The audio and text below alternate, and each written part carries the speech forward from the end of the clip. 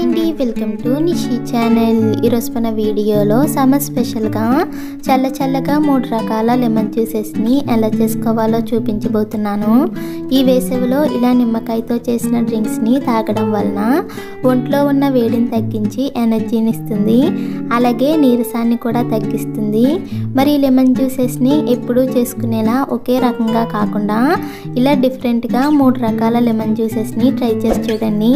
మరి ఆలస్యం చేయకుండా సింపుల్ అండ్ టేస్టీగా 3 రకాల లెమన్ జ్యూసెస్ని ఎలా చేసుకోవాలో చూద్దాం.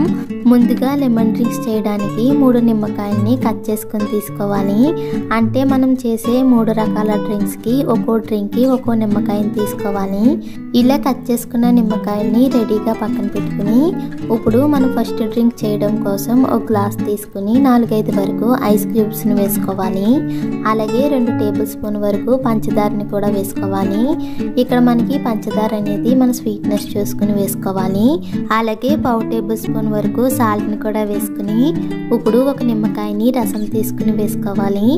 అలాగే ఒక పచ్చిమిరపకాయని సన్నగా ముక్కలుగా కట్ చేసుకుని వేసుకుని 2 టేబుల్ స్పూన్ వరకు నానబెట్టిన సబ్జా గింజల్ని వేసుకోవాలి.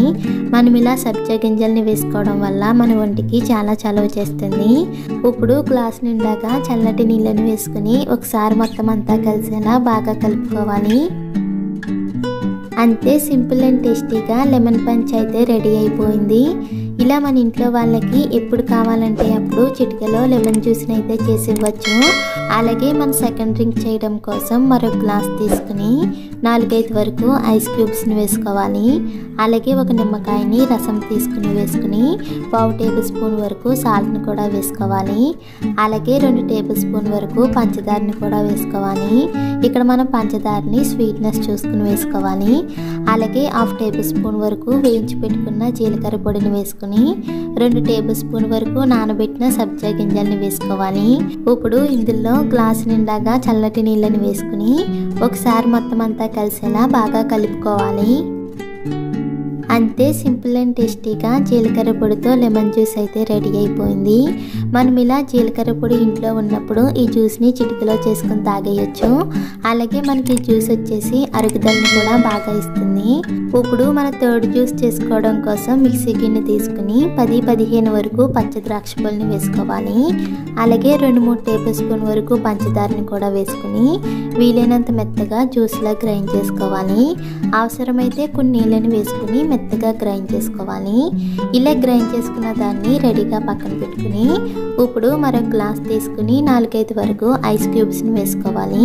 అలాగే ఒక నిమ్మకాయని రసం తీసుకుని వేసుకుని 2 టేబుల్ స్పూన్ వరకు నానబెట్టుకున్న సబ్జా గింజల్ని వేసుకోవాలి. అలాగే ఒక చిటికెడు సాల్ట్ కూడా వేసుకుని మనం ముందుగా గ్రైండ్ చేసిన ద్రాక్ష పళ్ళు జ్యూస్ని కూడా వేసుకోవాలి. ఇప్పుడు గ్లాస్ నిండాగా చల్లటి నీళ్ళని వేసుకుని ఒకసారి మొత్తం అంతా కలిసేలా బాగా కలుపుకోవాలి. అంతే, సింపుల్ అండ్ టేస్టీగా గ్రీన్ లెమన్ జ్యూస్ అయితే రెడీ అయిపోయింది. మనకి జ్యూస్ వచ్చేసి అట్రాక్టివ్గా కనిపిస్తుంది. అలాగే పిల్లలు కూడా ఇష్టంగా తాగుతారు. అంతే, సింపుల్ అండ్ టేస్టీగా 3 రకాల లెమన్ జ్యూసెస్ అయితే రెడీ అయిపోయాయి. ఇలా మనం చాలా తక్కువ టైంలోనే 2-3 నిమిషాల్లోనే ఈ డ్రింక్స్ని ఈజీగా చేసుకుని తాగేయచ్చు. మీరు కూడా ఈ వేసవిలో ఇలా ట్రై చేసి చూడండి.